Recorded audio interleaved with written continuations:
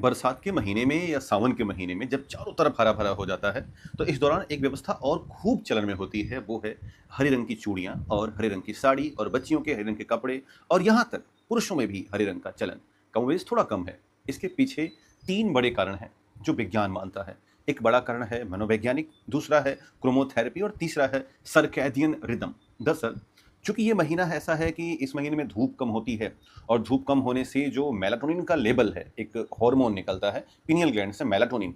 तो जब धूप कम होती है तो ज़्यादा निकलने लगता है और हार्मोन जब ज़्यादा निकलेगा तो ऐसी स्थिति में सुस्ती, थोड़ा-सा निद्रा, हल्का-सा चिड़चिड़ापन आदि हो जाता है और ऐसी स्थिति में सेरोटोनिन हार्मोन डाउन जाता है। सेरोटोनिन हार्मोन को कहा जाता है फील गुड हार्मोन, यानी कि हम उतना बेहतर महसूस नहीं कर रहे होते हैं जो धूप में हो जाता है। ये दोनों हार्मोन जब एक ज़्यादा और एक कम हो जाता है तो ऐसी स्थिति में हमें हरे रंग की बड़ी आवश्यकता पड़ती है। इसको बोलते हैं ग्रीन कलर थेरेपी या क्रोमोथेरेपी। दरअसल ऐसे समझना कि फिजिक्स में एक विबग्योर होता है, VIBGYOR। ये 400 नैनोमीटर से अप्रॉक्सिमेट 800 नैनोमीटर की वेवलेंथ वाला होता है। हमारी आंखें उतना ही देख पाती हैं, जिसको हम सामान्य भाषा में दृश्य प्रकाश कहते हैं।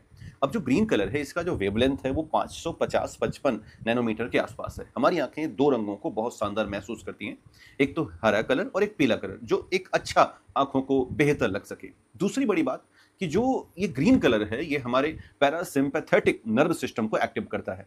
पैरासिम्पैथेटिक नर्व सिस्टम हमारे तनाव को, घबराहट को या चिड़चिड़ेपन को काफ़ी हद तक रिलैक्स करता है और ये ग्रीन कलर थेरेपी के कारण हो पाता है।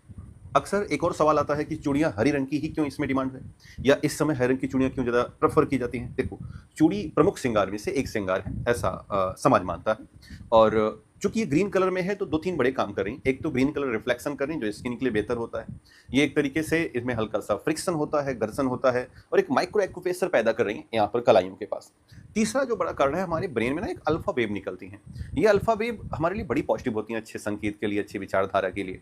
तो चूड़ियों की आपस में टकराने से एप्रोक्सिमेट 1000 से लेकर के 4000 हर्ट्ज तक की ध्वनि उत्पन्न होती है और हमारा जो कान है, जो ब्रेन के लिए अच्छे सिग्नल भेज सकता है, वो इसी बीच भेजता है। 1000 हर्ट्ज से लेकर के 5000 हर्ट्ज, यानी कि जो ध्वनि हमें सुनने में सबसे अनुकूल लगती है वो यही होती है। तो एक तरीके से आप इसे एक साउंड थेरेपी मान के चलें कि हल्का-हल्का साउंड थेरेपी सी महसूस हो रही है, ऐसा विज्ञान ने इसे प्राप्त किया है। तो अब अगली बार जब कभी आप इसे खरीद रहे हों, जब आपके आस-पास इस तरह के कार्यक्रम हो रहे हैं, तो इसको केवल आप रीति-रिवाज ना मानें, इसको केवल आप एक चलन ना मानें, इसको केवल संस्कृत का हिस्सा मत मानें।